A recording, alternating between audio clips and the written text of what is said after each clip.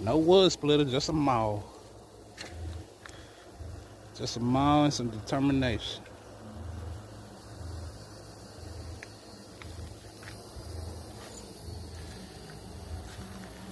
But yeah, we got red oak, we got white oak, we got ash.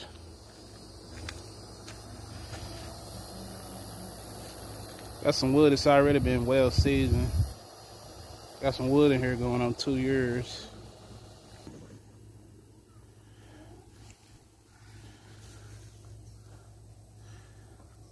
Yeah, better be prepared than not prepared. To have it and not need it.